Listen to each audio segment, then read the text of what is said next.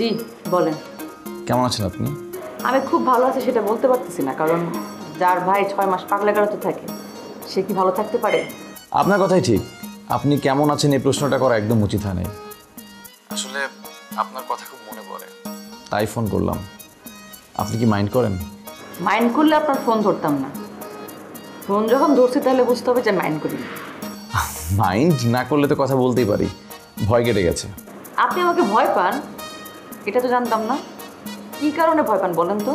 মানে কি কারণে ভয় পাই সেটা তো বলতে পারবো না, তবে আপনার সাথে কথা বলতে গেলে না স্বাভাবিকভাবে কথা বলতে পারি না, কেমন জানি একটা আনইজি ফিল হয়। শোনেন মাহি, আমি তো সাধারণ একটা মেয়ে, আর আপনি শিল্পপতির ছেলে, নিজের ব্যবসা নিজেই করেন। আমার সাথে আপনার কথা বলতে আনিজি লাগার তো কোনো কারণ আমি দেখতেছি। তাছাড়া আমি তো জানি আপনারও 2-1 জন বান্ধবী আছে, তাদের সাথে আপনি কিভাবে কথা বলেন বলেন তো? ওদের সাথে কথা বলতে গেলে তেমন কোনো অসুবিধা হয় না, শুধুমাত্র আপনার সাথে কথা বলতে গেলে হেজিটেশন ফিল করি, মানে কেমন যেন একটা ইতস্তত লাগে। আচ্ছা, আপনি যদি কিছু মনে না করেন, আমি কি আপনার সাথে দেখা করতে পারি? কোনো অসুবিধা নেই। আমি তো শুনছি যে আপনি আপনার বন্ধু নীরবের বাসায় আসেন। ওর সঙ্গে দেখা করতে আসলে আপনার বন্ধু নীরবকে নিয়ে আমাদের বাসায় আসতে পারেন, কোনো অসুবিধা নেই। আমি নীরবকে নিয়ে আসবো না, আমি একাই আসবো। একা আসলে তো ফোন করে আসতে হবে। একা বাসায় আমি থাকলে তো আপনারা অ্যাটেন্ড করতে পারবো না। দুলা ভাই অথবা কুসুম কেউ বাসায় থাকলে তখন এসে।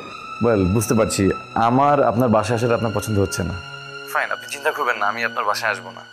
আপনি আমার সাথে কথা বলেন, এটুকুই যথেষ্ট। আমি আপনার বিরক্তির পাত্র হতে চাই না।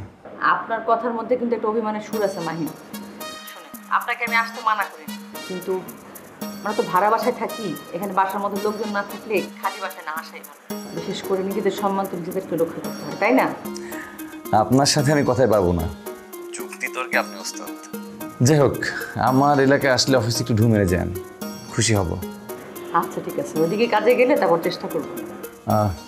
শুনুন একটা কথা, মানে আমার মামা আসছে, আমার বাসায় উঠেছে। এখন সে আমার বিয়ে দেওয়ার জন্য উঠে পড়ে গেছে। কি করব কিছুই বুঝতে পারছি না, খুব ঝামেলায় আছি। ভালো খবর, তাড়াতাড়ি একটা ভালো মেয়ে পাইলে বিয়ে করে ফেলেন। আমিও বিয়ে করে ফেলতাম, কিন্তু আপনি তো জানেন আমি একটা বিশেষ অসুবিধার মধ্যে আছি, এর জন্য বিয়ে করতে পারতেছি না। কিন্তু আমার তো মেয়ে পছন্দ হচ্ছে না, এখন আমি কি করব আমি তো বুঝতে পারছি না। শোনেন, আপনাকে কম্প্রোমাইজ করতে হবে। মানুষ যা চায় তা পায় না, আর যা পায় সেটা অনেক সময় চায় না। আর শোনেন মাহিন, পৃথিবীর সমস্ত কিছু কিন্তু আপনার চিন্তার সাথে মিলবে না। আপনার কথাই ঠিক, দেখি কি করা যায়। বিরক্ত করলাম। না না, বিরক্ত করবেন না। রাখি তাহলে। ভালো থাকেন। ওকে, বাই। রাখি।